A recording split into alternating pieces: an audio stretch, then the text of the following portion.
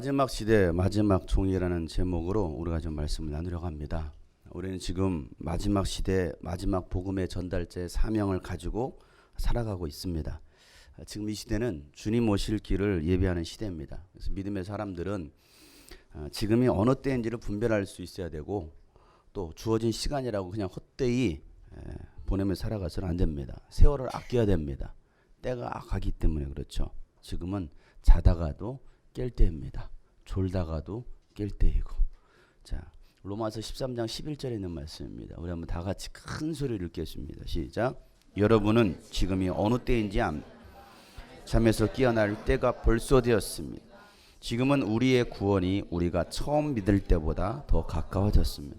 그렇습니다. 우리의 구원은 우리가 처음 믿을 때보다도 더 가까워졌어요. 여러분, 하늘을 보면 오늘의 날씨가 어떠할지를 분별할 수 있습니다. 하물며 이 땅에 있는 하늘을 보면서도 천기를 분별할 줄 아는데, 시대의 징조를 보면서 분별하지 못한다면 그는 영적으로 어두워진 자이고 주님의 재림을 준비하지 못하는 자예요. 그래서 예수님이 그러한 자들을 책망하시는 거죠. 이 시대를 좀 분별할 수 있어야 된다라고 말씀하시는 거예요. 마태복음 16장 2절부터 3절 말씀에 예수께서 그들에게 말씀하셨다. 시작.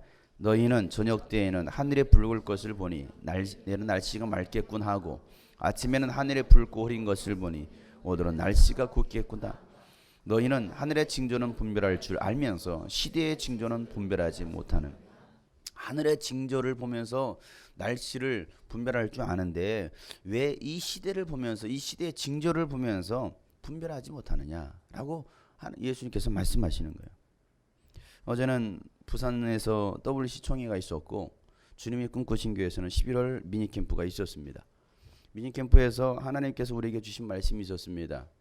우리에게 외치라고 말씀하십니다. 선포하라고 말씀하십니다. 뭘 선포해야 됩니까? 어제 말씀에 이사야서 40장 6절부터 8절에 있는 말씀이죠. 한 소리가 외친다. 시작. 너는 외쳐라. 그래서 내가 무엇이라고 외쳐야 합니까? 하고 물었다. 모든 육체는 풀이요 그의 모든 아름다움은 들의 풀. 주님께서 그 위에 입김을 부시면 풀은 마르고 꽃은 시든다. 그렇다. 이 백성은 풀에 지나지 않는다. 풀은 마르고 꽃은 시든다. 우리 하나님의 말씀은 영원히 서 있다. 여러분, 우리가 무엇을 외쳐야 됩니까? 풀은 마르고 꽃은 시드나 하나님의 말씀은 영원히 서 있다라는 것을 외치라는 거예요. 세상을 향하여서, 교회를 향하여서 우리가 선포해야 될 말씀이 바로 하나님의 말씀은 영원히 서 있다라는 겁니다. 자, 우리 한번 선포하겠습니다. 하나님의 말씀은 영원히 서 있다. 시작. 시작. 이 말씀은, 하나님의 말씀은 영원히 변하지 않는다라는 거예요. 절대 변하지 말아야 될 것이 하나님의 말씀입니다. 세상 문화가 달라지고 또 신학의 풍조가 달라진다 할지라도 절대 변하지 말아야 될 것은 영원한 하나님의 말씀이라는 사실이에요. 마귀는요, 이 하나님의 말씀을 자꾸 바꾸려고 합니다. 선악을 알게 하는 나무의 실과를 먹으면 반드시 죽는다라고 하신 그 말씀을 마귀는 먹어도 돼, 죽지 않아로 바꾸고 있습니다. 꼭 예수만이 구원자는 아니야. 다른 종교도, 모든 종교도 품을 수 있어야 그것이 진짜 하나님의 사랑이지 라는 그럴듯한 말로 미혹하고 있다는 것이죠. 다른 복음을 믿게 하려는 겁니다. 사랑하는 여러분, 다른 복음은 없습니다. 오직 예수만이 진리고 생명입니다. 구원의 이름은 오직 예수 그리스도 한 분뿐입니다. 그리스도의 복음을 왜곡시키려는 그 자들의 미혹에 속아 넘어가서는 안 된다는 사실이에요. 다른 복음을 전하는 자들에게는 저주를 받아 마땅하다라고 바울은 강력히 말하고 있어요. 도대체 다른 복음이 무엇이게? 다른 복음이 무엇입니까? 예수 외에도 구원이 있고, 예수의 피 말고도 다른 것으로, 그 어떤 것으로도 우리가 의로워질 수 있고 구원받을 수 있다는 거예요. 그러한 다른 복음을 전하는 자들에겐 저주가 있을지어다라고 바울은 말하고 있는 거예요. 갈라디아서 1장 6절부터 9절에 있는 말씀입니다. 다 같이 읽겠습니다. 여러분을 그리스도의 은혜 안으로 불러주신 분에게서 여러분이 그렇게도 빨리 떠나 다른 복음으로 넘어가는데 나는 놀라지 않을 수. 복음으로 시작했다가 다른 복음으로 빨리 넘어가요. 그게 난 놀라지 않을 수 없다. 아니, 그렇게 열심히 신앙생활했던 사람들이 오직 예수밖에 없다라고, 나는 예수를 위해 살겠다라고 말했던 사람들이 어느 순간인가 빨리 넘어가 버리는 거예요. 도대체 뭐가 문제예요? 실제로 다른 복음이 있는 것은 아닙니다. 다만 몇몇 사람이 여러분을 교란시키셔서 그리스도의 복음을 왜곡시키려고 하고요. 여러분을 교란시켜서 그리스도의 복음을 왜곡시키려는 것이죠. 그러나 시작. 우리가 여러분에게 전한 것과 다른 복음을 여러분에게 전한다면 마땅히 저주를 받아야 합니다. 우리가 전에도 말하였지만 이제 다시 말합니다. 여러분이 이미 받은 것과 다른 복음을 여러분에게 전하는 사람이 있다면 그가 누구든지 저주를 받아야 마땅합니다. 여러분, 다른 복음을 전하는 것도 문제지만 그 다른 복음을 받아들여서 미혹되는 자들도 문제라는 사실이에요. 오늘 우리는 세상을 향해서 선포해야 됩니다. 여기에 너희의 하나님이 계신다. 여기에 너희의 구원자 예수님이 계신다라고 우리는 담대하게 선포할 수 있어야 된다는 사실이죠. 이사야서 40장 9절 말씀 다 같이 좋은 소식을 전하는 시온아 어서 높은 산으로 올라가거라. 아름다운 소식을 전하는 예루살렘아 너희의 목소리 힘껏 높여라. 두려워하지 말고 소리를 높여라. 유다의 성읍들에게 여기에 너희의 하나님이 계신다 하고 말하여라. 그렇습니다. 목소리를 힘껏 높여서 두려워하지 말고 소리를 높여야 되는데 뭘 높입니까? 우리를 창조하신 하나님, 어제나 오늘이나 영원토록 동일하신 구원의 예수님이 이곳에 계신다라고 선포해야 된다는 사실이죠. 그 선포로 인해서 나에게 핍박이 오고 고난이 온다 해도 우리는 두려워하지 말고 목소리 높여서 선포하라는 거예요. 우리가 외쳐야 되는 무엇입니까? 예수 그리스도. 우리의 목소리를 힘껏 높여서 예수의 이름을 전해야 된다는 사실이에요. 여러분, 이 세상이 흔들립니다. 사람들이 다 변합니다. 그래도 나는 예수님만을 섬기겠노라고 선포해야 됩니다. 믿음이 흔들리고 사람들이 주를 떠나도 나는 주를 떠나지 않고 내가 주님만을 사랑하겠노라고 우리는 선포해야 된다는 사실이에요. 왜? 오직 의인은 믿음으로 말미암아 살기 때문에 그렇습니다. 오직 의인은 믿음으로 사는 거예요. 세상 흔들리고 사람들은 변하여도 나는 주를 섬기리. 주님의 사랑은 영원히 변하지 않네. 나는 주를 신뢰해. 세상 흔들리고 사람들은 변해도 세상 흔들리고 사람들은 변하여도 나는 주를 섬기리. 주님의 사랑은 영원히 변하지 않습니다. 주님의 사랑은 영원히 변하지 않네. 나는 주를 신뢰해. 믿음 흔들리고 사람들을 주를 떠나도 믿음 흔들리고 사람들 주를 떠 나는 결코 주님만을 주님의 나라는 영원히 쇠하지 않습니다. 주님의 나라는 영원히 쇠하지 않네.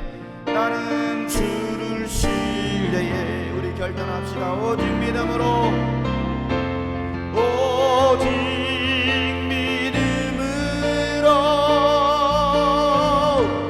믿음으로 내가 살리라.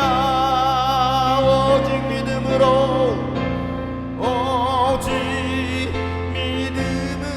믿음으로 나는 살리라. 믿음으로 나는 살리라. 다시 한번 오직 믿음으로, 오직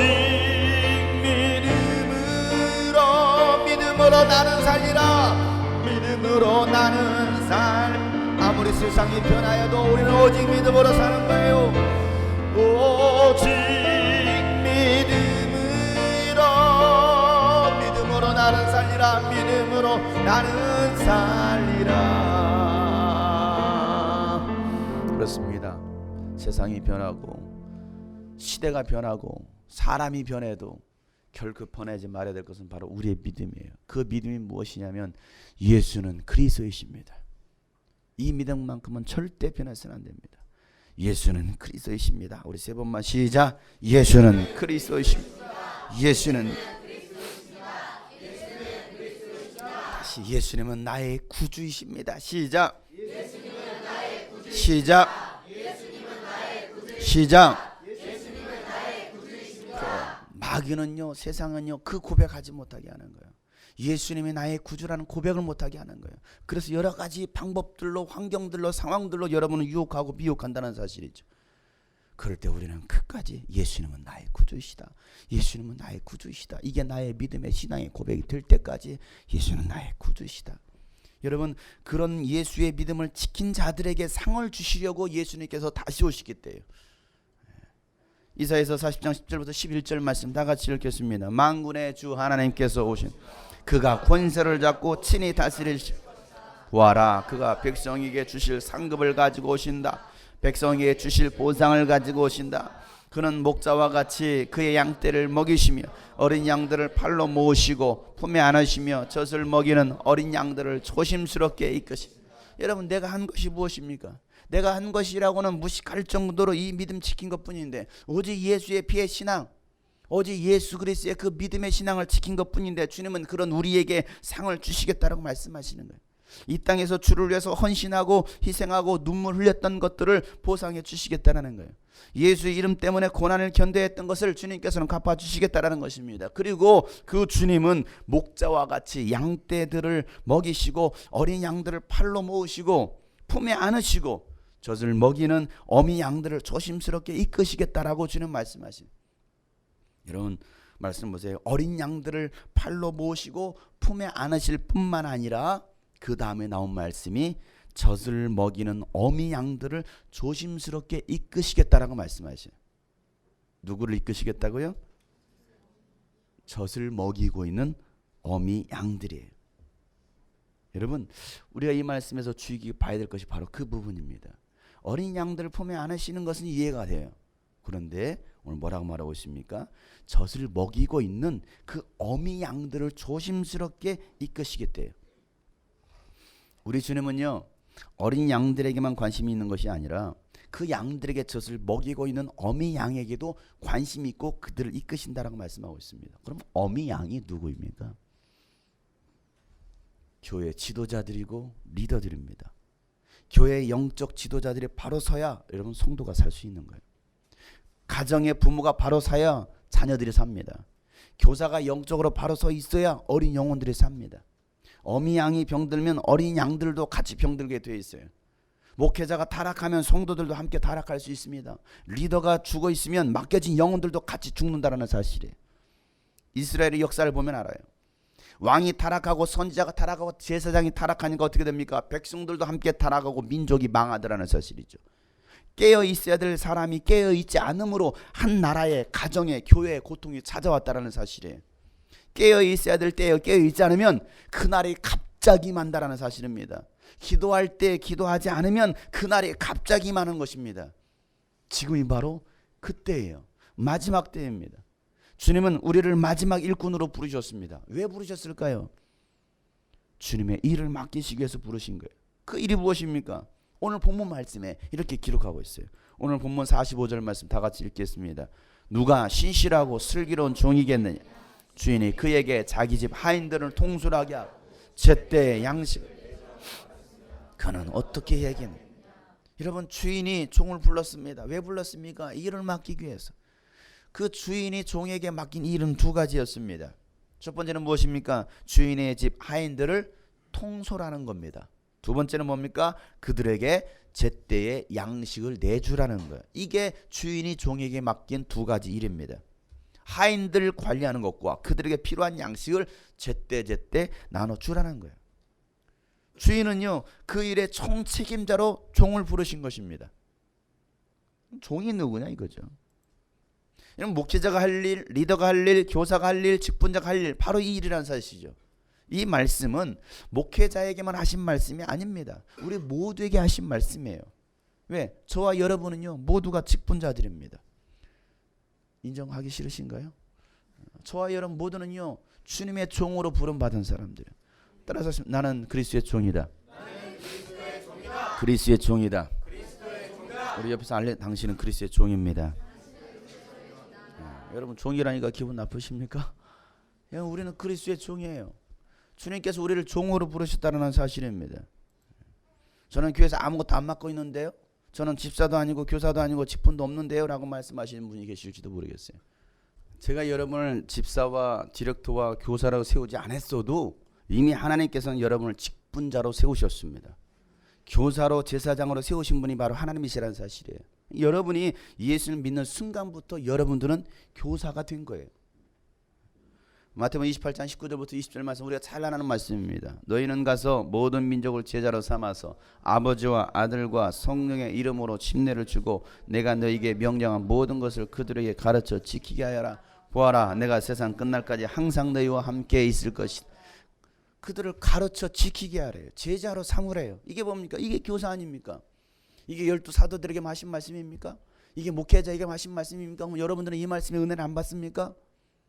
우리 모두에게 동일하게 주신 말씀 아닙니까? 우리는 교사로 이미 부름받았습니다. 주님께서 여러분에게 교사로 임명하셨다는 사실이죠. 여러분은 하나님의 집에서 일 맡은 제사장들입니다. 베드로전서 2장 9절에 이렇게 말하고 있죠. 그러나 여러분은 택하심을 받은 족속이요 왕과 같은 제사장들이요 거룩한 민족이요 하나님의 소유가 된 백성입니다. 그래서 여러분은 어둠에서 불러내서 자기의 놀라운 빛 가운데로 인도하신 분의 업적을 뭐하게 하시려고? 선포하게 하시려고 여러분을 무엇으로 불렀다라는 거예요? 제사장으로 부르셨다라는 겁니다. 따라서 하겠습니다. 나는 제사장이다. 나는 제사장이다. 옆에 사람 보고 너는 제사장, 당신은 제사장입니다. 갑자기 반말을 할 뻔했습니다. 다시 한번 존중하세요. 제사장님이신데 함부로 대해서야 되겠습니까? 당신은 제사장이시군요. 그렇습니다. 여러분 제사장 아무나 됩니까? 아니에요. 제사장 아무나 될 수 있는 것이 아닙니다. 구별된 레위 지파들에게만 이 제사장의 일을 맡기셨다는 사실이에요. 구별된 레위 지파 족속에게만 하나님은 제사장의 일을 맡기십니다. 그런데 오늘날은 예수님을 믿고 구원받은 하나님의 자녀들에게 이 제사장의 일을 맡기셨다라는 거예요. 이게 얼마나 여러분 영광스러운 일이고 복되는 일입니까? 얼마나 은혜입니까? 바울은 이 직분을 영광스럽게 생각한다라고 고백합니다. 로마서 11장 13절 말씀. 이제 나는 이방 사람이 여러분에게 말합니다. 시작. 내가 이방 사람에게 보내심을 받은 사도이니만큼 나는 내 직분을 영광스럽게 생각합니다. 그래요. 바울이 했던 고백. 나는 내 직분을 영광스럽게 생각한다라는 거예요. 교회에서 여러분에게 주어진 직분이 없으니까 나는 이 직분 없는데요 라고 생각하십니까? 아니에요. 이미 우리 모두는 다 직분자라는 사실이에요. 어린아이부터 시작해서 모두가 직분자라는 것입니다. 그 직분을 우리는 과연 영광스럽게 생각하고 있느냐. 아니면 여러분 부담으로 짐으로 여기십니까? 얼른 올해만 지나가라. 그러면 나는 이 직분을 내려놓겠다라고 생각하신 분이 계십니까? 직분을 맡겨주신 자의 은혜를 모르는 거예요. 하나님의 은혜를 모르는 겁니다. 그 직분의 영광이 어떠한지를 모르기 때문에 그 직분을 짐으로 여기는 거예요. 무거운 짐, 부담감으로 여기는 거죠. 빨리 올해만 지나라. 그래 올해 11월 달만 되면 12월 달부터 새로 시작한다고 했지. 그래 빨리 끝나라. 빨리 끝나라. 이거 정말 안타까운 거예요. 얼마나 안타까운지 몰라요. 내년부터는 그만하시죠. 아닙니다 목사님 제발 그것만큼 빼앗아 가서는 안 됩니다. 저 일 맡겨주십시오. 아니 제가 이 일 하겠습니다. 이렇게 돼야 되는데 빨리 끝나라. 빨리 끝나라. 주문이 오고 있어요. 빨리 지나가라. 빨리 지나가라. 뭐 했다고요? 그럼 여러분 그렇게 충성을 다 하셨나요? 이게 얼마나 안타까운 한국 기독교 현실인지 몰라요. 예수님께서 맡겨주신 그 직분의 영광이 얼마나 놀라운 것인지를 바울은요 고린도후서에서 이렇게 말하고 있죠. 고린도후서 3장 5절부터 9절 말씀까지 다 같이 읽겠습니다. 우리가 이런 일을 할 수 있는 자격이 우리에게서 났다고 생각하지 않습니다. 우리의 자격은 하나님에게서 납니다. 하나님께서 우리에게 새 언약의 일꾼이 되는 자격을 주셨습니다. 이 새 언약은 문자로 된 것이 아니라 영으로 된 것입니다. 문자는 사람을 죽이고 영은 사람을 살립니다. 돌판에다 문자로 새긴 율법을 선포할 때에도 광채가 났습니다. 그래서 이스라엘 자손들은 모세의 얼굴에 나타난 그 광채 때문에 비록 곧 사라질 것이지만 그의 얼굴을 똑바로 쳐다볼 수 없었습니다. 죽음에 이르게 하는 직분에도 이러한 영광이 따랐는데 하물며 영의 직분에는 더욱더 영광이 넘치지 않겠습니까? 유죄를 선고하는 직분에도 영광이 있었으면 의를 베푸는 직분은 더욱더 영광이 넘칠 것입니다. 여러분 말씀을 자세히 보세요. 여러분 우리에게 자격이 주어진 것이 우리의 능력에서 나왔다라고 말하고 있습니까? 아니라는 거죠. 누구에게서 나왔습니까? 하나님에게서 나왔다라는 거예요. 여러분에게 주어진 이 직분이 목사로부터 나온 것이 아니라 하나님께로부터, 예수님께로부터 부여받은 직분이다라고 얘기하고 있는 것입니다. 하나님께서 우리에게 새 언약의 일꾼이 되는 자격을 주셨다라는 거예요. 저와 여러분을 새 언약의 일꾼으로 삼으신 것입니다. 여러분, 새 언약이 무엇입니까? 새 언약이 뭐예요? 문자로 된 것이 아니라 무엇으로 되었다라고 말하고 있어요? 영으로 되었다라고 말하고 있잖아요. 말씀을 띄워주세요. 문자로 된 것이 아니라 영으로 됐다. 이 말이 무슨 말입니까? 문자로 된 것이 무엇입니까? 문자. 활판으로 된 것이 무엇입니까? 바로 돌판에 활판으로 새겨진 율법을 말하고 있어요. 그러나 우리가 받은 이 직분의 자격은 무엇으로? 문자로 된 것이 아니라 영으로 새겨졌다고 말하고 있습니다. 영으로 되었다는 것입니다. 영이 무엇입니까? 아들의 영 예수 그리스도의 말씀으로 언약하셨다는 말은 내가 너에게 이른 말이 영이요 생명이니 요한복음 6장 63절 이렇게 말하고 있습니다. 문자로 된 율법은 사람을 죽이지만 예수님의 영은 뭐 한다는 것입니까? 사람을 살린다는 거예요. 여러분, 율법과 복음은 완전히 다르다는 것이죠. 문자와 영은 완전히 다르다는 것입니다. 문자로 주어진 것은 사람을 죽인다라는 거예요. 율법은 사람을 죽입니다. 왜? 율법으로 비춰봤을 때 살아남을 사람 한 사람도 없습니다. 율법에 비춰봤을 때 우리 모두는 다 죄인인 거예요. 다 죽을 수밖에 없는 거죠. 그러니까 율법은 사람을 죽이지만 영은 사람을 살린다라는 것입니다. 복음은 사람을 살리는 거예요. 그런데 이 돌판에 문자로 새겨진 이 율법을 선포할 때도 모세 얼굴에 뭐가 났어요? 광채가 났어요. 빛이 났습니다. 율법을 선포하는데도 빛이 나서 사람들이 뭐합니까? 곧 사라질 광채였지만 사람들은 그 모세 얼굴을 똑바로 쳐다볼 수 없어. 너무나 눈부신 거예요. 그래서 얼굴을 가렸잖아요. 모세 얼굴을 가렸잖아요. 왜? 너무나 빛이 난다고. 무엇을 선포하는데도, 율법을 선포하는데도. 죽음에 이르게 하는 이 직분에도 이러한 영광이 있는데 아들 예수의 영의 직분에 얼마나 영광이 넘치겠느냐, 이걸 말하고 있는 거예요. 여러분, 이거 아십니까? 율법과 복음은 완전한 차이가 있어요. 완전히 다른 거예요. 유죄를 선고하는 직분에도 영광이 있었는데 유죄를 선고하는 직분이 뭡니까? 율법 아닙니까? 당신은 이 율법에 의하여 십계명에 의하여 당신은 죄인으로 선고합니다. 당신은 죄인입니다. 유죄로 선고하잖아요. 피할 수 있습니까? 아무도 피할 수 없습니다. 유죄를 선고하는 직분에도 영광이 있었는데 의를 베푸는 직분, 의를, 우리를 의롭게 하시고 우리에게 구원을 주시고 우리를 하나님의 자녀로 삼아주시는 그 의를 베푸는 직분은 더욱더 영광이 넘친다라고 바울은 말하고 있는 거예요. 우리는 그 영을 받은 사람들이에요. 이게 차원이 다른 거, 수준이 다른 거예요. 그런데 우리는 그 직분을 과연 영광으로 여기고 있느냐 이거예요. 예수 그리스도의 복음, 새 언약을 선포하는 직분을 가진 우리에게 엄청난 영광이 있다는 것을 바울은 말하고 있습니다. 그런데 이 영광의 직분을 모르면 직분을 가지고 있어도 소홀히 여기는 거예요. 헌시짝처럼 버리는 거예요. 왜? 뭐 아무것도 아닌 것처럼 보이거든요. 뭐 임명장 하나 줬네. 이거 임명장. 뭐 아무것도 아니네. 뭐 헌시짝처럼 버리는 거예요. 그 직분을 주어졌어도 제대로 감당하지는 못해요. 아니, 교회에서 이거 주지 않았다고 나는 직분이 없습니까? 아니죠. 우리 모두는 다 직분자라는 사실이에요. 근데 그 영광의 직분을 알지 못해요. 그러니까 교회 생활만 하는 거예요. 종교인으로서 주일날 왔다가 도장 찍고 가는 겁니다. 그냥 예배 드렸으면 끝난 거예요. 왜요? 영광의 직분이 얼마나 귀한지를 모르는 거죠. 여러분은 정말 그 영광의 직분이 오늘 바울의 고백처럼 와, 이 직분이 정말 나에게 귀한 것이구나 느끼고서 여러분 그 직분을 감당하십니까? 하나님은 우리에게 이 직분을 맡기신 것은 나의 능력도 재능도 아닙니다. 다만 우리를 사랑하시고 우리를 믿어주심으로 맡겨주신 그 하나님의 은혜인 것입니다. 그 은혜를 바울은 감사하고 있는 거예요. 나에게 이 직분이 어떻게 왔는가? 디모데전서 1장 15절에 나는 나에게 능력을 주신 우리 주 예수 그리스도께 감사를 드립니다. 바울의 능력이 아니었습니다.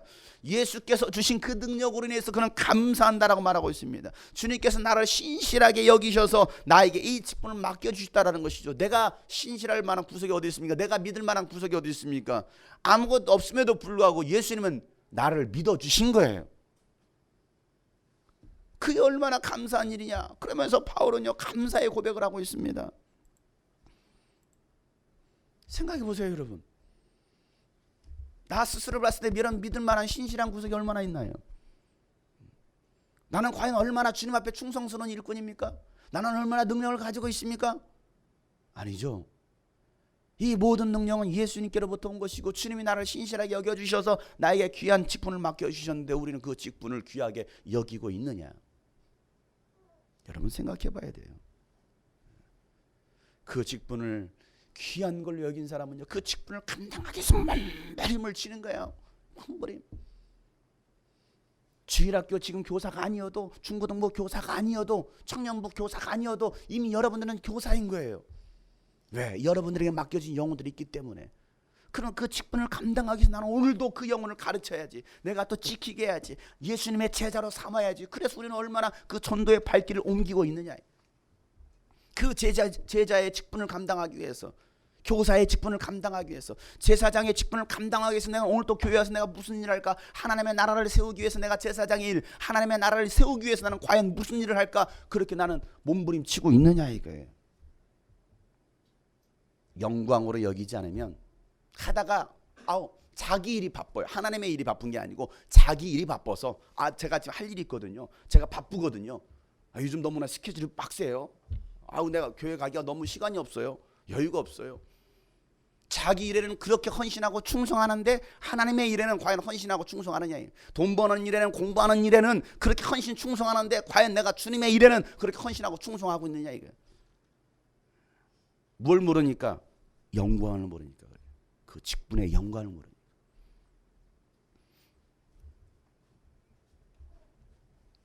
고등학교 1학년 때 저에게 반주 잘하는 그 직분이 맡겨졌어요. 반주할 수 있는 것도 아니었고 잘하는 것도 아니었고 하나님이 능력 주시고 하나님이 지혜해서 그냥 어렵지 않게 막 했어요. 그런데 그게 너무나 감사해서, 그게 너무나 소중해서 그 직분을 감당하기 위해서 몸부림을 쳐요. 막 시간 동안 기도합니다. 오늘 학생들 오늘 찬양했는데 이 찬양하기 위해서 하나님께 드려 1시간씩 와서 기도했나요? 하나님 나의 찬양을 받아주세요. 나에게 찬양의 영감을 주세요. 반주의 영감을 주세요. 막 몸부림치면서 여러분 기도했나요? 그걸로 그러면 한 주간 기도하셨나요? 우리 교사들이요 이따 2시면 또 어린 예배가 드려질 텐데 그 어린 영혼들을 여러분 일주일 동안 기도하셨나요? 그 영혼들을 섬기셨나요? 나에게 각자 맡겨진 디렉터가 있습니다. 리더들이 있을 것입니다. 그 직분들을 감당하기 위해서 이번 한 주간도 감당하기 여러분 얼마나 몸부림치셨나요? 심각하게 우리 생각해 봐야 돼요. 하나님 나를 써주세요. 왜? 저는 능력이 없으니까. 주님 나를 능력 써주세요. 나에게 반주회를 지으려. 악보도 볼 줄 모르는 사람이었어요. 저는 악보도. 그러니까 악보를 볼 수 있는 지혜 달라고 막 기도합니다. 왜? 실력자들의 볼 때는 무시당하니까. 제가 무시를 당해봤거든요. 악보도 못 보네? 반주자가? 기분 나쁘더라고요. 그래서 하나님 지혜 달라. 하나님 악보 볼 수 있는 지혜 주세요. 지혜 주시더라고요. 정말 나중에는. 하나님이 지혜를 주시는데, 그래서 그게 저의 능력이 아니라 하나님의 능력이었습니다. 그 능력 가지고 반주하는 거예요. 그 직분을 감당하기 위해서 주일 성수하는 거예요. 왜? 그 주님의 은혜가 감사해서. 일주일에 한 달에 한 번씩 시골 내려갑니다. 도시 나와서 공부했으니까. 그러면요 토요일날 학생 예배가 마치고 청소하고 하면요 9시 반이요. 막차가 10시 반이야. 막 10시 반에 막차가 끝나. 그럼 터미널로 버스를 타고 가가지고 10시 반까지 기다리고 있다가 차 타고 갑니다. 1시간 걸립니다. 그럼 11시 반에 도착해. 시골에 무슨 차가 있으면 9시면 이미 시골은 다 끝나는 차가. 그냥 그 시간에 지나가는 택시가 있나? 택시도 없어요 시골에. 그럼 어떻게 합니까? 그러니까 지나가는 차 이거하고 타는 거예요. 어디 갑니까? 저기 창동리 가는데요. 그 방향 아닌데요. 그 당시 이거라도 됐지. 그 당시는 또 지금 그것도 안 되잖아요. 그러니까 마지못해 택시를 잡는다든지 그래가지고 타고 들어가. 한 번은 없어가지고 걸어갔어요. 한 10km 이상 되는 데를 걸어갔어요. 그러니까 집에 도착하니까 새벽 1시야. 엄마 저 왔어요. 그래 밥은 먹었냐? 밥도 안 먹었어요. 근데 그냥 밥 먹었어. 왜요? 걱정시켜드리지 않으려고. 그러고 잡니다. 그리고 또 새벽 6시 반에 또 일어나요. 하숙비 타가지고 와요. 야 그냥 여기서 예배드리지? 아니야 나 교회 가야 돼. 야 너 여기 다니던 교회가 있잖아. 아니야 난 내 교회 가야 돼. 왜? 내가 할 일이 있거든. 내 할 일이 뭐냐? 교회에서 반주하는 거야. 이게 얼마나 귀한 직분인데. 그럼 7시 반에 또 나오는 거예요. 또 차 타고요. 또 시내까지 나와서 또 타고 또 익산 터미널까지 옵니다. 또 거기서 터미널 버스를 타고 또 가는 거예요. 왜? 11시 예배 듣지 않으려고. 11시 예배 듣지 않으려고 그 시내 와가지고 불이 나게 옵니다. 딱 오면요 10시 45분 10시 50분인 거예요. 그러면 그 아들 그것도 자리에 앉아서 반주를 하는 거예요. 그걸로 하나님 감사합니다. 쏘주심을 감사합니다. 잘해서요? 능력이 있어서요? 제가 군대 가기 전까지 단 한 번도 주일 성수 어긴 적이 없어요. 빠져본 적이 없어요. 왜? 그것을 지키려고, 그 직분을 감당하려고. 학교에서 2학년 때 수학여행을 가는데 주일날 끼어서 가더라고. 안 간다고 했어요. 저는 가지 않겠습니다. 왜? 남아서 공부하겠습니다. 남아서 공부하려고 했을까요? 아니요. 주일날 이 반주 자리에 지키려고. 그러면서까지도 수학여행을 포기하면서까지도 주일 성수하려고 직분 그 감당하기 위해서, 교사의 직분을 감당하기 위해서, 청년 학생 회장의 직분을 감당하기 위해서 그랬는데 오늘날 그런 마음 가지고 그런 열정 가지고 과연 직분을 감당한 사람이 여러분 얼마나 있을까요? 제 자랑을 하려고 하는 게 아닙니다. 영광의 직분이 얼마나 귀한지를 좀 알라라고 지금 이 얘기를 하는 거예요. 예수 그리스도의 핏값으로 맡긴 그 직분을 과연 우리는 얼마나 감당하고 있느냐. 내가 무슨 자격이 있다고 어린 아이들이 여러분을 선생님으로 부릅니까? 선생님, 선생님. 무슨 자격이 있어서? 선생님으로 부름받을 여러분 자격이 있나요? 목사님, 무슨 자격이 있어서 디렉터로, 집사로 불려집니까? 하나님의 은혜 아닙니까? 국가 임용고시를 여러분 통과하셨습니까? 그래서 교사가 되었습니까? 토익, 토플 점수가 높아서 여러분 리더가 되었습니까? 뭐 성품 학교를 수료해서 여러분 지도자가 되었습니까? 아니잖아요. 그런데 우리는요, 선생님, 나 선생이야, 교사야. 내가 이래봬도 장로라니까, 장로. 장기간 노는 사람이 장로요.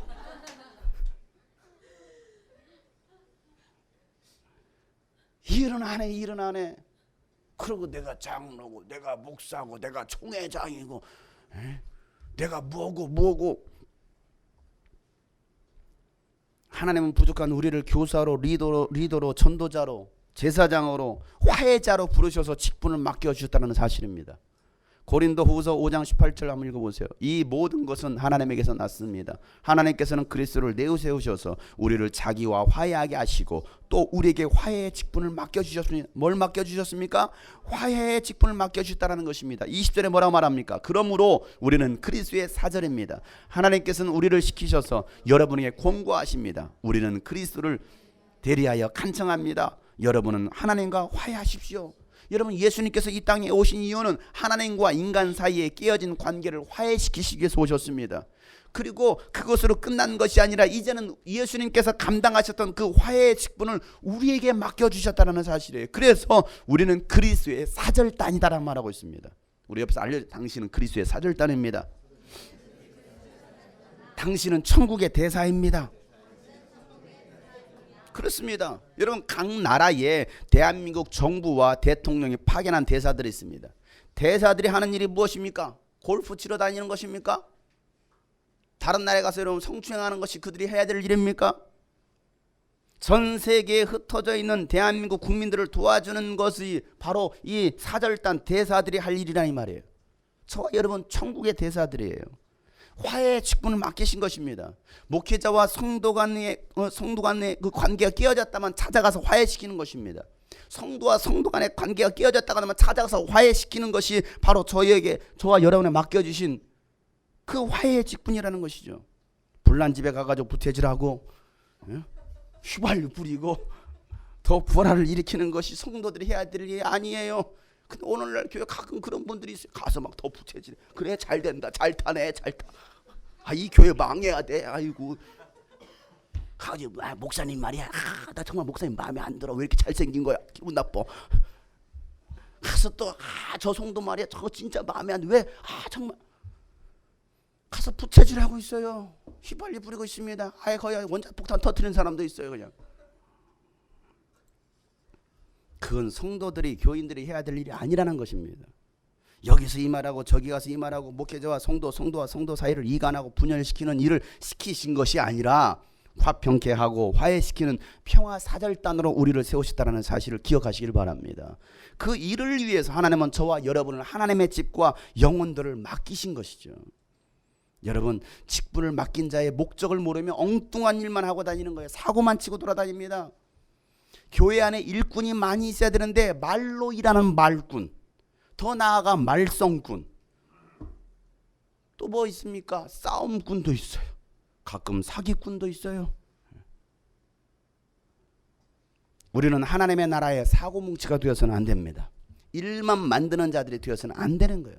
데살로니가 3장 11절 한 말씀 보겠습니다. 그런데 우리가 들으니 여러분 가운데는 무절제하게 살면서 일은 하지 않고 일을 만들기만 하는 사람이 더러 있다고 말합니다. 무절제하게 살면서 일을 하지 않고 일을 만들기만 하는 사람들, 일은 하지 않아. 일만 만들고 다녀. 뒷수습 누가 합니까? 누군가 하겠죠. 데살로니가 교회에는 이런 사람들이 더러 있었다라는 것입니다. 그래도 감사한 것은 주님이 꿈꾸신 교회는 이런 분들이 한 분도 안 계십니다. 모두가 일하시는 분들입니다. 뭐 아멘들로 안 하셔. 본문에 주인은요, 종에게 무엇을 맡겼습니까? 자기의 하인들을 맡겼다라고 말하고 있어요. 하나님은요, 우리에게 영혼들을 맡기셨어요. 종이 할 일은 무엇입니까? 하인들이 주인의 일을 맡아서 일을 잘 할 수 있도록 통솔을 하는 것이라는 것이죠. 우리가 할 일은 우리에게 맡겨주신 영혼들을 사랑하고 섬겨서 하나님의 집을 세우는 것이 바로 우리가 해야 될 일이라는 것이죠. 하나님이 다스리시는 나라를 세워갈 수 있도록 함께 협력하는 것이 바로 이 종이 할 일이라는 사실이에요. 에베소서 4장 2절부터 3절 말씀 다 같이 읽겠습니다. 겸손함과 온유함으로 깍듯이 대하십시오. 오래 참음으로써 사랑으로 서로 용납하십시오. 성령이 여러분을 평화의 띠로 묶어서 하나가 되게 해주신 것을 힘써 지키십시오. 우리가 해야 될 일이 무엇입니까? 성령께서 평화의 띠로 묶어주셔서 그리고 하나가 되게 하신 것을 힘써 지키라는 거예요. 이게 우리가 할 일이에요. 힘써 지키는 거. 하나가 되게 하는 것을 힘써 지키는 것. 그러기 위해서 필요한 것이 무엇입니까? 겸손입니다. 겸손. 당신이 나보다 더 훌륭합니다. 당신이 나보다 더 낫습니다. 이게 겸손입니다. 우리 옆에 사람 겸손하게, 당신이 나보다 더 훌륭하십니다. 당신이 나보다 훨씬 낫습니다. 그게 겸손 있는 거예요. 겸손. 겸손하지 못해 지가 뭐 얼마나 잘났다고? 아이고 나보다도 못난 것이? 부부가 왜 싸웁니까? 자기가 더 잘난 거예요. 당신이 뭐 얼마나 잘났어? 너는 뭐 얼마나 잘났냐? 서로 잘났대. 그러니까 싸우는 거예요. 죄송합니다. 제가 못나서 그렇습니다. 이렇게 말을 해야죠. 제가 부족합니다. 옆에 사람하고 제가 부족합니다. 그래요. 그게 겸손의 섬김이에요. 그러면 절대 가정에서 싸울 일이 없습니다. 교회에서 싸울 일이 없어요. 집사님 왜 서로 너무 잘났어. 교회에서 청년들 잘 싸워요. 쥐들이 너무 잘난 거야. 자기가 잘났으니까 서로 뭐 이거 자. 겸손함으로. 두 번째 필요한 덕목이 성품이 뭡니까? 온유함. 네. 온유함. 막 분노를 이렇게 하고 우와 이게 아니고요. 온유함. 끌어오라도 네. 온유함으로 옆에 사람 바라보세요. 안녕하세요. 샬롬 인사해보세요. 온유함으로. 여러분 겸손함과 온유함으로 깍듯이 대하래요. 깍듯이 이거예요. 이게 아니야 이게. 깍듯이 대하세요. 깍듯이. 그 다음에 오래 참음으로써 참으세요. 제발 좀 부탁인데 좀 올라와도 참으세요. 올라오면 들어가. 그래. 이거 하세요. 이거. 오래 참음으로써 사랑으로 서로 용납하래요. 사랑으로 서로 그래요. 그럴 수 있죠. 이해합니다. 알겠습니다. 사랑합니다. 용서합니다. 서로 용납해야 되는 서로 용납이 안 돼요. 이와 같은 일을 성령께서 하나 되게 하셨으니 너희는 힘써 지키라는 거예요. 힘써 지키시길 바랍니다. 종은 주인의 하인들을 하나로 통솔하고 그들에게 필요한 양식을 제때 공급하는 일을 하는 것입니다. 내게 맡겨진 영혼이 지금 무엇이 필요한지를 알고 공급할 수 있어야 되잖아요. 내가 원하는 것을 주는 것이 아니에요. 내가 좋아하는 것을 주는 것이 아닙니다. 상대방이 원하고 필요한 것을 주는 거예요. 목사님 짬뽕 드세요. 저 짬뽕 안 좋아해요. 중국집에 갔으면 목사님 제가 탕수육 시켜드리겠습니다. 그럼 이게 제가 원하는 거예요. 식사 대접한다고 가가지고 짬뽕 드세요. 뭘 짬뽕입니까? 그가 원하는 것을 알고서 그의 마음을 이해하고서 뭘 대답할지도 알아야지. 목사님 짬뽕 드시러 갈래요? 아니에요. 저번에 누가 나를 식사 대접한다는데 소문난 짬뽕집을 데리고 가는 거예요.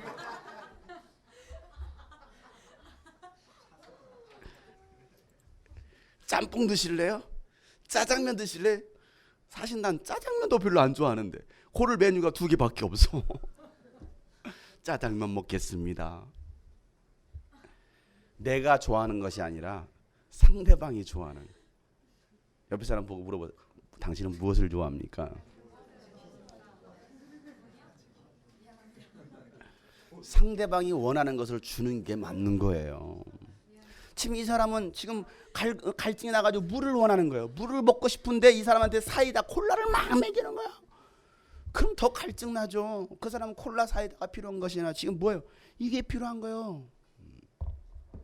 아 추워. 추운 뭐가 필요합니까? 옷이 필요한 거죠. 따뜻한 옷이 필요한데 아이스크림 다 줄까? 더 얼어 죽일 일 있습니까? 뭐가 필요한지 상대방이 뭐가 필요한지를 알 수 있어야 되는 거예요. 그가 필요한 것을 줄 수 있는 사람, 공급할 수 있는 사람. 초보 엄마는요, 아기가 무엇을 필요하는지 잘 몰라요. 젖이 필요한지 기저귀를 갈아달라는 것인지 배가 고파서 우는 것인지 어디가 아파서 우는 것인지 잘 몰라요. 그러니까 그냥 왜 뭐가 필요한데 왜 뭐 어쩌라고. 초보 엄마는 당황한 거예요. 당황하셨습니까? 당황은 왜 어떻게 될지 모르니까 도대체 애기가 왜 우는 거야? 왜 토하는 거야? 소화를 안 시킨 거지. 소화를 등을 두들겨서 소화를 시켜줬어야지. 그냥 토하면 왜 이래 어찌래. 초보 엄마가 그랬어요. 초보 혜림이 엄마가 그랬어요. 막 12시에 막 토하니까 왜 그래? 병원 응급실 가자. 아니 응급실 가는 게 아니라 지금 등을 두들길 때야. 그런데 여러분 아기와 오랜 시간 같이 있고 키우다 보면요, 눈빛만 봐도 표정만 봐도 알 수 있는 거예요. 아, 이 녀석 똥 쌌네. 알아요. 아, 지금 배가 고프네. 앙앙 하는 게 뭐가 지금 있구나.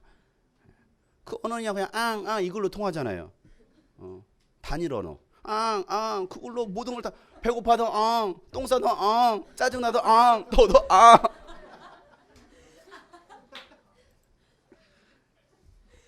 초보 엄마는 몰라요. 옆에 사람 보고 해보세요. 여러분 여기서 우리가 알아야 될 것은요, 내가 다른 사람에게 뭔가를 줄 때는 내가 가지고 있어야 줄 수 있다는 것입니다. 내가 먹을 것이 없는데 어떻게 다른 사람이 먹을 것을 줄 수 있습니까? 내가 돈이 없는데 어떻게 다른 사람이 돈을 줄 수 있습니까? 내가 배운 게 없는데 어떻게 가르쳐 줄 수 있겠느냐는 거예요. 아니라는 것이죠. 내가 가지고 있을 때만 줄 수 있습니다. 내게 예수의 생명이 있어야 예수의 생명을 나눠줄 수가 있는 거예요. 내게 능력이 있어야 능력을 나눠줄 수가 있는 것입니다. 내게 사랑이 있어야 사랑할 수가 있는 거예요. 내가 제대로 훈련받지 못했는데 내가 누구를 가르치고 뭐합니까? 내게 맡겨준 영혼들을 어떻게 필요한 양식을 제때 나눠주려 줄 수가 있습니까? 그러려면 내가 먼저 가지고 있어야 되고 그의 필요가 무엇인지를 알아야 되고 그래서 나눠줄 수 있어야 된다는 사실이죠. 그래서 종의 그 일들을 제대로 감당하기 위해서 필요한 것은요, 신실함, 충성, 슬기로움, 지혜입니다. 45절에 예수는 누가 신실하고 슬기로운 종이겠느냐라고 물으십니다. 신실한 종, 충성스러운 종 누구겠느냐? 맡겨진 일에 최선을 다하는 종입니다. 우리는요, 그리스도의 일꾼이요 하나님의 비밀을 맡은 관리인들입니다. 그들에게 필요한 것은 바로 이 신실함, 충성심이에요. 고린도전서 4장 1절부터 9절 말씀. 사람들은 이와 같이 우리를 그리스도의 일꾼이요 하나님의 비밀을 맡은 관리인으로 보아야 합니다. 이런 경우에 관리인에게 필요한 것은 신실성입니다. 신실함이에요. 충성스러움이에요. 누가 봐도 참 충성스러운 일꾼이네. 아, 저분은 정말 충성스러운 사람이야. 사람에게도 인정받을 수 있어야 됩니다. 당연히 하나님께 인정받아야 되는 거예요. 사람한테도 인정받지. 저 사람 믿을 수가 없어. 이미 끝난 거예요, 여러분. 적어도 무슨 일을 맡겼을 때, 야, 이 사람 믿을만해. 이 사람은 확실해. 이게 돼야 되죠. 이게 신실함이, 이게 충성심인 거예요. 뭘 하나를 해도 끝까지 할 수 있는 사람, 잘하든 못하든 끝까지 하는 거예요. 막 사고를 치더라도 끝까지 막 칠 수 있어야 되는데 하다가 말아. 그냥 중간에 처음에는 잘하는 것 같아. 근데 끝나는 보니까 그냥 용두삼이라고 있잖아요. 용두삼이. 처음에는 용머리를 그리는 것 같은데 끝에 가서 뭐예요? 그냥 뱀꼬리로 끝나. 그냥 하다가 말아요. 처음에는 뭔가 열정, 제가 다 하겠습니다. 어느 생각 보니까 도망가 있어. 야, 그럼 청소합시다 하고 도망가.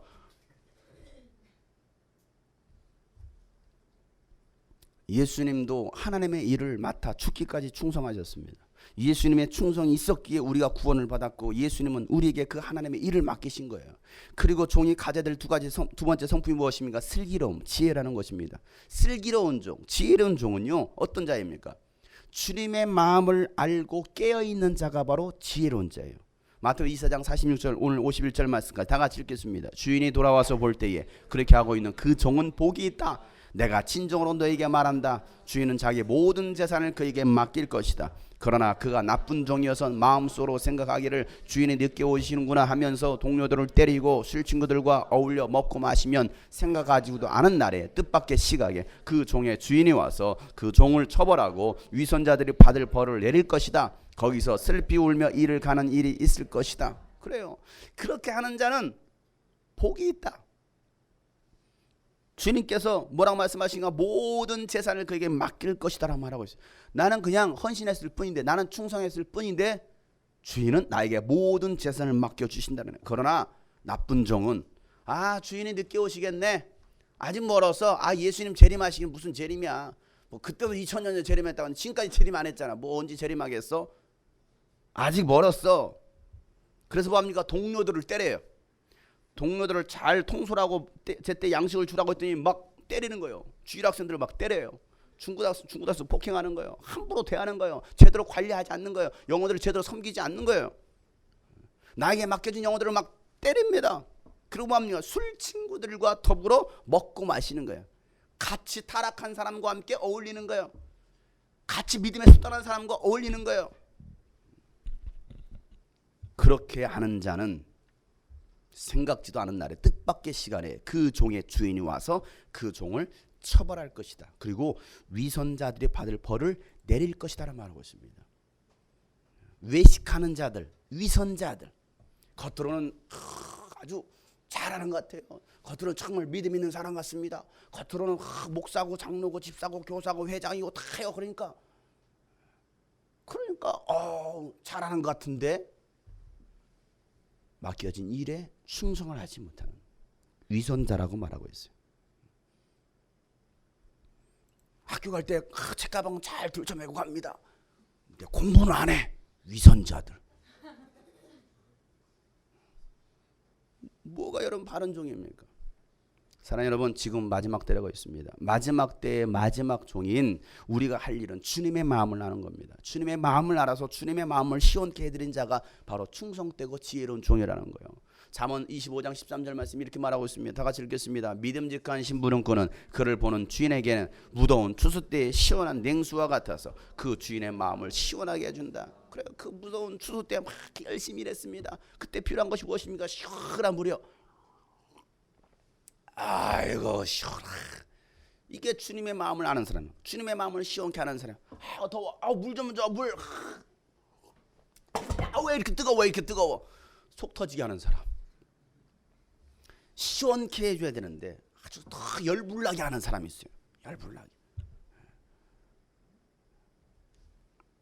말씀의 결론을 맺겠습니다. 예수님도 영혼의 구원의 직분을 가지고 이 땅에 오셔서 그 일을 충성스럽게 감당하셨습니다. 부활하신 예수님은요, 우리에게 그 일을 맡기시고 하늘로 올라가셨습니다. 하늘로 올라가시기 전에 하셨던 말씀은 믿는 자들을 다시 데리러 오시겠다는 말씀이었습니다. 어떤 자들을 데리러 오십니까? 믿는 자들입니다. 믿는다는 말은 무엇입니까? 충성스럽게 감당했다라는 말입니다. 충성스럽게 감당한 종에게는 칭찬과 함께 상과 멸관을 주시겠다라고 말씀하시지만, 악하고 게으른 자들에게는 책망과 함께 바깥 어두운 데 나가서 슬피 울며 이를 갈미 있을 것이다라고 예수님께서 경고하시는 거예요. 오늘 말씀에도 거기서 슬피 울며 이를 가는 일들이 있을 것이다라고 말씀하고 있습니다. 여러분 2013년도 이제 2달 남았습니다. 하나님께서 저와 여러분을 주님이 꿈꾸신 교로 불러주신 것은 주님의 일을 맡기시기 위함입니다. 그냥 온 게 아니에요. 그냥 온 것이 여러분들이 이 자리에 그냥 있는 것이 아니라는 사실입니다. 하나님의 계획과 하나님의 목적이 있기 때문에 여러분을 이곳에 불러주셨다는 것입니다. 보내주셨다는 것입니다. 그래서 한 몸 공동체를 만드셨다는 사실이에요. 주님이 꿈꾸신 교회는 할 일이 많은 교회예요. 죽은 영혼을 구원하고 죽은 교회 살리고 세계 선교를 감당할 사명이 바로 우리 교회 가운데 있습니다. 어린아이부터 청소년, 청년, 장년 모두가 성령으로 하나가 되어서 하나님의 나라를 일으키는 것이 우리 교회가 해야 될 일입니다. 지난주에는 모세와 아론과 훌에 관한 말씀을 나눴습니다. 하나님의 나라를 위한 동역자, 직분자가 있을 때의 영적 전쟁에서 승리할 수 있다는 사실이에요. 나 하나쯤이 뭐 내가 안 해도 되겠지 뭐. 내가 충성스럽게 감당 안 해도 되겠지 뭐. 나 하나쯤 없어도 되겠지 뭐. 아니요. 그게 아니라는 거예요. 주님은 저뿐만 아니라 여러분 모두에게도 주님의 그 영광스러운 직분을 맡겨주셨음을 기억하시길 바랍니다. 하나님은 우리에게 예수님의 핏값으로 직분을 맡겨주셨어요. 이 직분은 영혼을 그리스도의 마음으로 섬겨서 영혼을 구원하기 위함입니다. 하나님은 이 직분에 대해서 물으실 것입니다. 너 이 직분 어떻게 감당했느냐? 네가 예수를 믿고 구원받은 이후 네가 이 직분을 어떻게 감당했느냐? 주님 물으신다라는 거예요. 여러분 다른 죄는 다 용서받아도요 용서받지 못하는 죄가 성경에 나옵니다. 성령을 회방하는 죄는요 절대 죄사함이 없다라고 말하고 있습니다.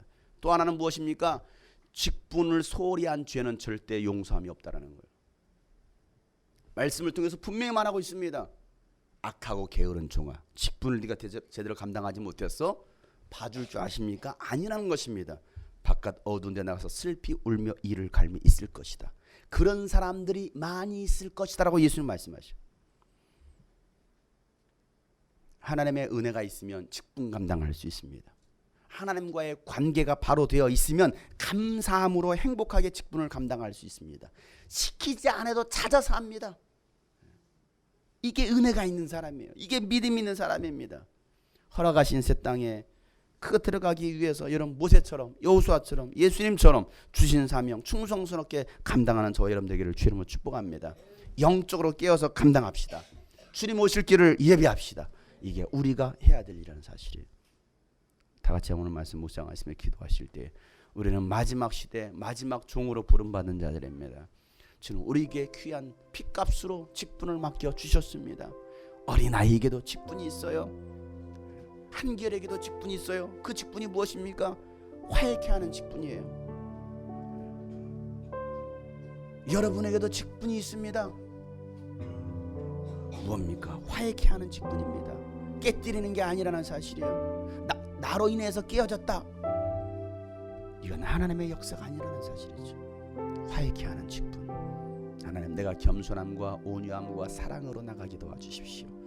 그래서 주님께 나에게 맡긴 이 직분을 감당하기 원합니다. 충성스럽게 그리고 제때 필요한 양식을 나눠줄 수 있는 그런 충성스러운 일꾼 종이 되기를 원합니다. 오늘 말씀 붙들고 간절하게 주 앞에 기도할 때에 또 충성스럽지 못했던 것들은 회개하면서 주님 내가 이 직분 충성스럽게 감당하기를 원합니다. 다 같이 오늘 말씀 묵상 봉사로 기도하시면서 거룩하신 아버지여 주님 나에게 맡기신 이 직분 충성스럽게 감당하기를 원합니다. 주님 나에게 주신 이 직분을 이제는 아버지여 충성스럽게 감당하기를 원합니다. 여호수아 본받아 앞으로 가세 우리가 알쳐서는 주님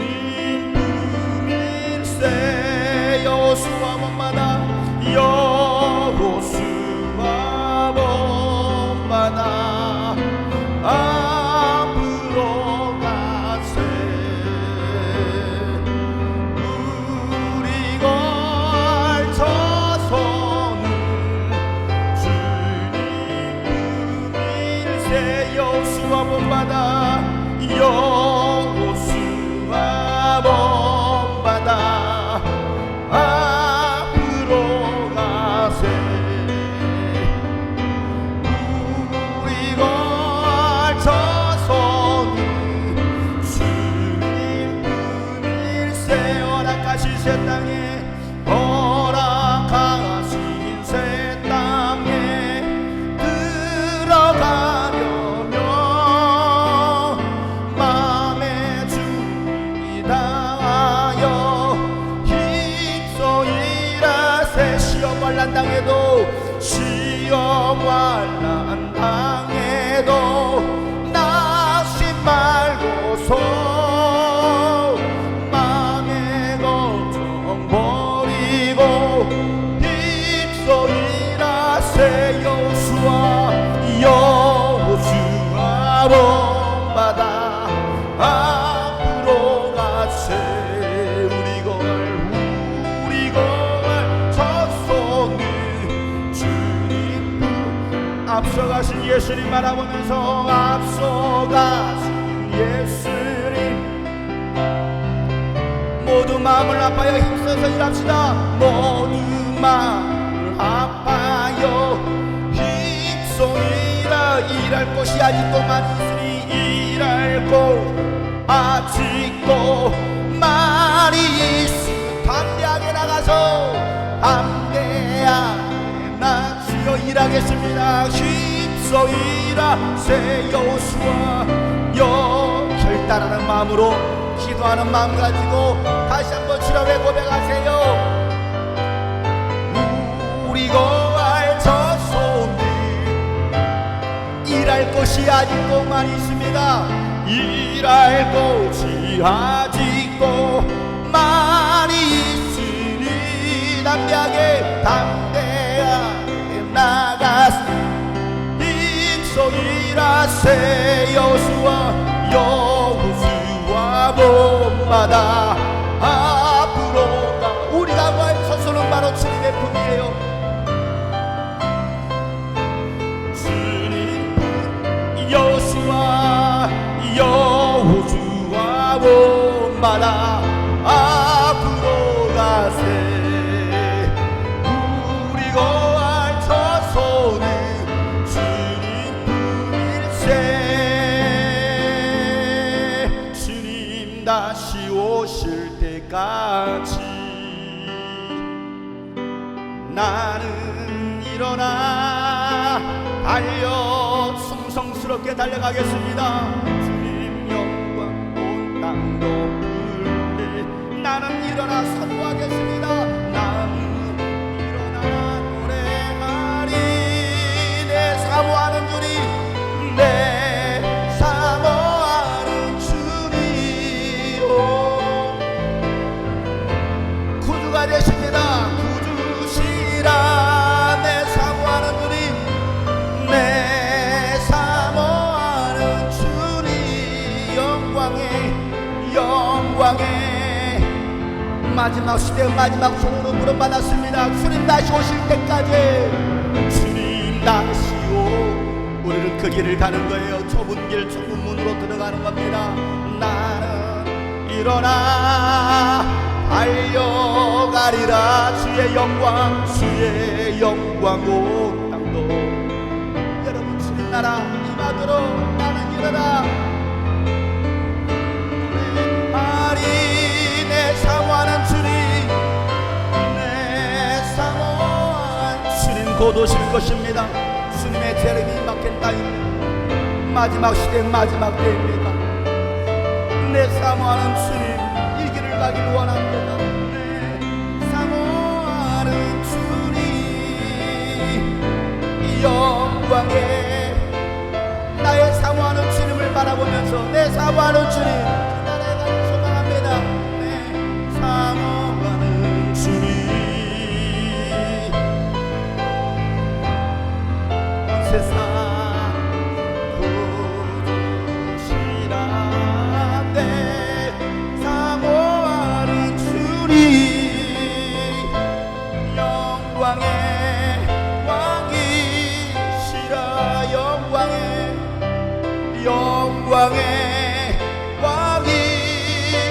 왕이시라. 영광의 왕이시라. 하나님 마지막 시대의 마지막 전도자로 마지막 종으로 불러주신 그 주님의 은혜를 우리가 망각하지 아니하고 주님 나에게 귀한 직분 맡겨주신 것이 얼마나 영광스러운 것인지 우리가 깨닫고 하나님 충성스러운 종이 되게 하여 주시옵소서. 우리가 한 것이라고는 주님 말씀 붙들고 무식할 정도로 순종하고 충성함밖에 없는데 주님 우리에게 상과 면류관으로 칭찬으로 갚아주신다니 얼마나 주님의 큰 은혜입니까?